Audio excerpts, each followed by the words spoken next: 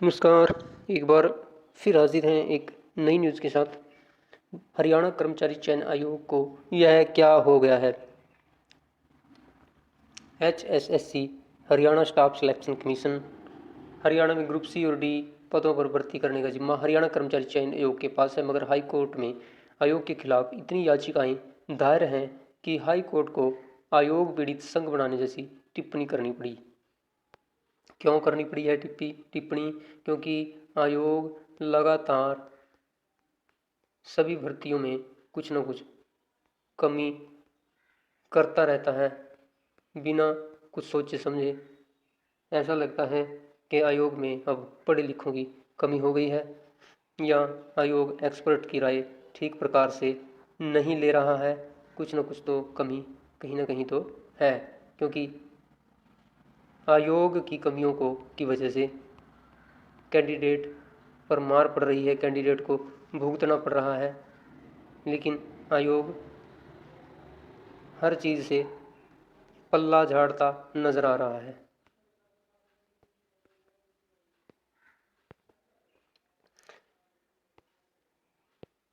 कौन कौन सी भर्तियों में आयोग ने क्या क्या किया, उसी पे थोड़ा सा विश्लेषण करेंगे। एक यह जो टिप्पणी की थी, यह क्लर्क भर्ती में की थी कि यदि ऐसा ही चलता रहा तो बेरोजगारों को संघ पीड़ित यानी कि HSSC से पीड़ित एक आयोग का गठन करना पड़ेगा और कोर्ट की शरण में जाना पड़ेगा, याचिका लगानी पड़ेगी। अब इसमें कोर्ट ने इशारा किया है HSSC को सीधे तौर पर इसको पार्टी बनाया जाए और सीधे तौर पर HSSC की कमी के लिए उनको जिम्मेदार ठहराया जाए।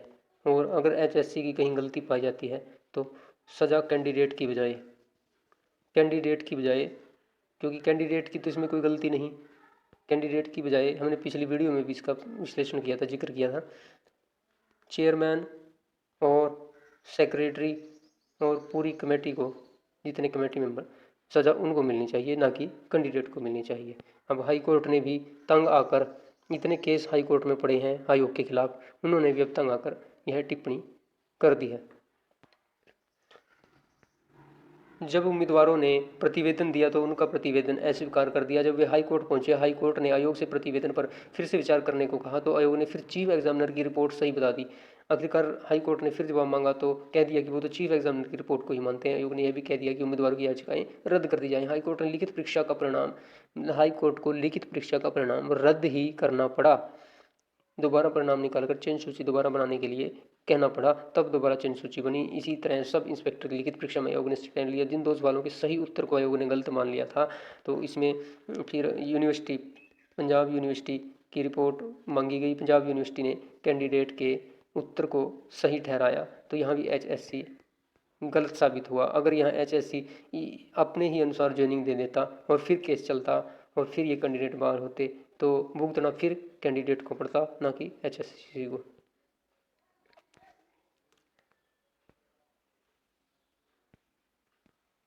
रेडियोग्राफर की भर्ती के दौरान विभाग की तरफ से बदले गए रूल्स को, इसमें रेडियोग्राफर का पिछली वीडियो में हमने आपको बताया था, वीडियो अवेलेबल है, कि इसमें शैक्षणिक योग्यता बीच में ही प्रोसेस के दौरान ही कैसे बदल दी गई थी।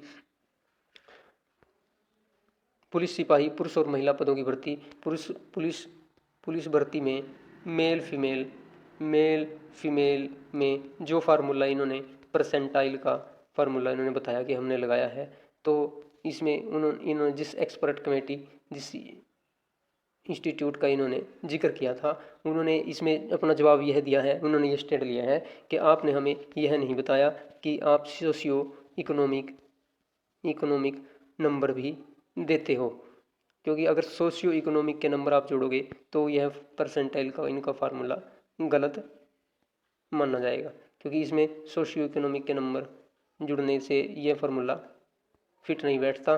तो यह भी गलती HSC की है। HSC को बताना चाहिए था कि हमने सोशियो इकोनॉमिक का भी अलग से अंक रखे हुए हैं, तो ये भी गलती HSC की है। इसमें पुलिस में अब वो भी स्टे पर है, होल्ड पर है। ALM की बात करें, उनकी भी ज्वाइनिंग अभी होल्ड पे है। और इसमें कुछ भर्तियां जो CET के अंडर में नहीं आती थी, जैसे कर्नल पटवारी की और सेक्रेटरी की, सेक्रेटरी की तीनों भर्तियां बहुत पुरानी भर्तियां हैं, ये पहली सरकार में भी नहीं हो, इनके पहले कार्यकाल में भी नहीं हो पाई और ये अब भी नहीं हो पा रही। और इसमें कितनी बार इन्होंने री एडवर्टाइजमेंट भी ये कर चुके हैं, लेकिन अभी भी वो भर्ती ऐसी ही पेंडिंग पड़ी है। अब इन्होंने हवाला दिया कि हम उसको CET का एग्ज़ाम लेंगे, उसके अंडर करेंगे, जबकि एडवर्टाइजमेंट में ऐसा कोई प्रावधान नहीं था कि आप CET लेंगे। लेकिन एक तरह से इन्होंने उसको ना तो रद्द किया, या तो उसको रद्द कर एडवर्टाइजमेंट को ही आप रद्द कर दें, एडवर्टाइजमेंट को रद्द करके और अब उसको एडवर्टाइजमेंट को ही एक तरह से विड्रॉल कर लें और अब नई एडवर्टाइजमेंट के हिसाब से, अगर पुरानी एडवर्टाइजमेंट को उठाते हैं तो इसमें CET का कहीं जिक्र नहीं है। शिक्षकों की भर्ती यूँ ही लटकी है। देखो शिक्षकों की भर्तियां तो बहुत टाइम से लटक रही हैं, JBT के लगातार JBT के कोर्स कराए जा रहे हैं, एस्टेट कराकर मोटी फीस वसूली जा रही है। जब आपको भर्ती करनी ही नहीं, पोस्ट खाली पड़ी हैं, आप भर्ती कर ही नहीं रहे हैं, तो फिर क्यों बच्चों का पैसा बर्बाद करवाना? उस कोर्स को ही आप बंद कर दें, JBT को ही बंद कर दें आप। अनुदेशकों की भर्ती भी ऐसी ही लटक रही है भाई, ठीक है। और इसमें ग्रुप D की भर्ती में जो ग्रेजुएशन सर्टिफिकेट का उस टाइम पे मामला था, वो इस पे भी इन्होंने पुराने नियम लागू कर दिए थे, नए नियम, माफ़ करना, नए नियम लागू कर दिए थे। तो फिर हाई कोर्ट जब कैंडिडेट गए तो हाई कोर्ट ने कहा कि इसमें आपने नए नियम कैसे लागू कर दिए, इसमें पुराने नियम लागू कर किए जाएँ। इससे भी काफ़ी कैंडिडेट बाहर हो गए। ये भी ये भी घास कैंडिडेट पे ही गिरी है, ना कि HSC पे। और हाल ही का आपको पता ही है, इसमें JBT का मामला आपको पता ही है, उसमें क्या हुआ है। अब इसे काफ़ी नियुक्त कर्मचारियों को हटना पड़ा था इसमें ग्रुप D में। और गलियारे में चर्चा है कि आखिरकार हरियाणा कर्मचारी चयन आयोग को क्या हो गया है, क्यों इतना कंफ्यूज है। गलियारे में यह भी चर्चा है कि भाजपा JJP गठबंधन सरकार बनने के बाद हरियाणा कर्मचारी चयन आयोग का नाम उतना नहीं रहा जितना पिछली सरकार के दौरान था। गठबंधन सरकार के कार्यकाल समय ही सिपाही का पेपर लीक हुआ। सरकार भी टीचर भर्ती पर ध्यान नहीं दे रही है, टीचर भर्ती पर ध्यान नहीं है। एस्टेट पास किए उम्मीदवार अवरेज हो रहे हैं और हो भी चुके हैं बहुत सारे। JBT की आखिरी भर्ती 2012 में हुई थी, जिसका रिजल्ट 2014 में जारी हुआ था। JBT टीचर की योग्यता वाले युवा 10 साल से इंतजार कर रहे हैं, जो ओवर एज हो गए हैं, यही उनकी किस्मत है भाई। अब कर भी क्या सकते हैं, इसी को वो अपनी किस्मत मान रहे हैं। जबकि इसमें कर्मचारी चयन आयोग के खिलाफ, इनके ऐसे कारनामों के खिलाफ हाई कोर्ट में अब जाना ही